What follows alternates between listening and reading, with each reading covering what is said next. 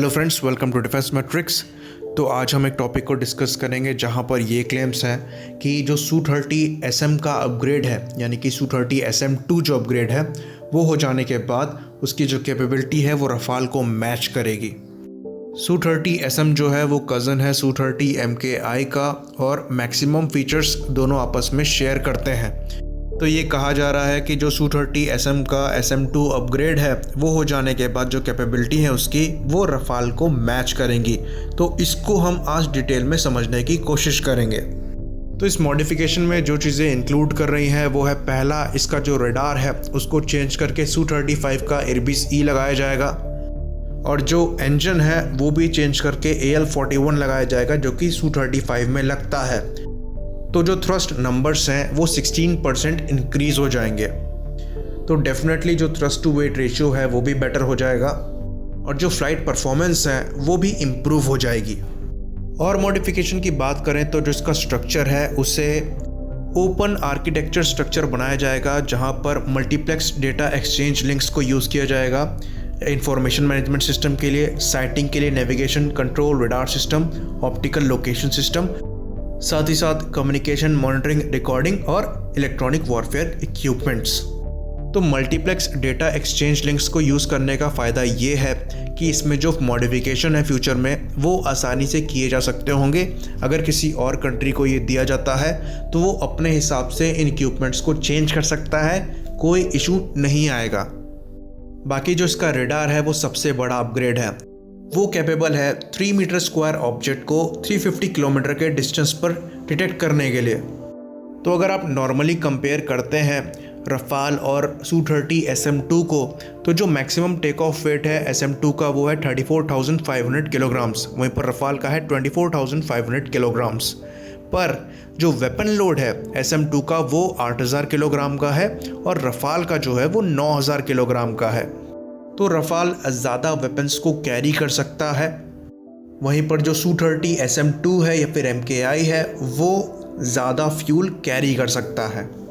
तो ज़्यादा fuel carry करने की वजह से कोई ड्रॉप टैंक यूज़ नहीं करना पड़ता Su-30 SM को, वहीं पर रफ़ाल जो है उसमें ड्रॉप टैंक्स लगाने पड़ते हैं।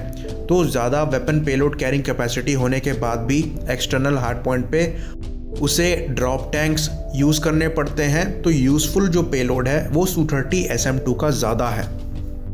बाकी इन दोनों का जो कंपैरिजन है वो रफ़ाल और Su-35 के कंपैरिजन के बराबर ही होगा।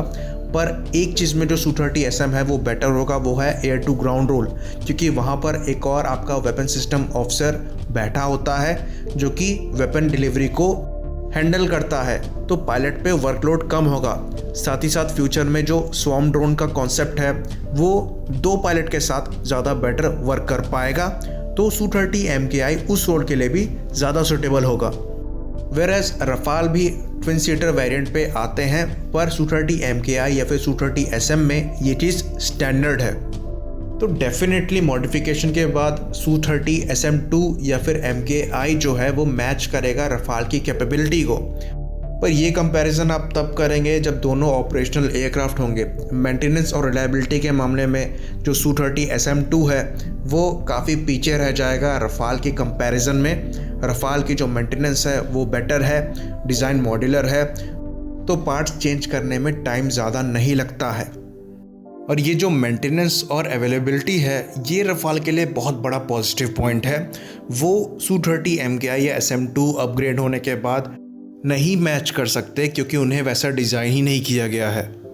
पर कैपेबिलिटी वाइज डेफिनेटली मैच कर सकते हैं, इवन बेटर हो सकते हैं। पर ओवरऑल ऑपरेशनल कैपेबिलिटी की बात करें तो रफ़ाल बेटर रहेगा। तो ये तो बात रही Su-30 SM2 अपग्रेड की, लेकिन जो Su-30 MKI का अपग्रेड प्लान हो रहा है, जहाँ तक चीज़ें नज़र आ रही हैं, उसमें जो रडार है वो स्वदेशी AES से रडार लग सकता है और जो इंजन है वो सेम रहेगा।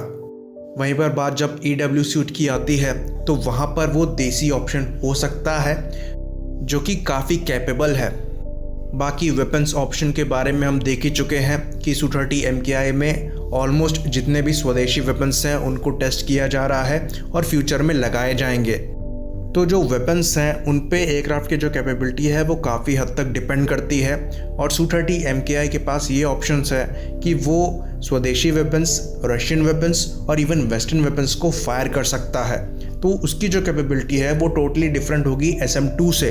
तो यहाँ पर अपग्रेड में ये दोनों एयरक्राफ्ट आपस में एक दूसरे से काफ़ी अलग होंगे। इसी बात पे इसे ख़त्म करते हैं। लाइक करिए, सब्सक्राइब करिए। जय हिंद।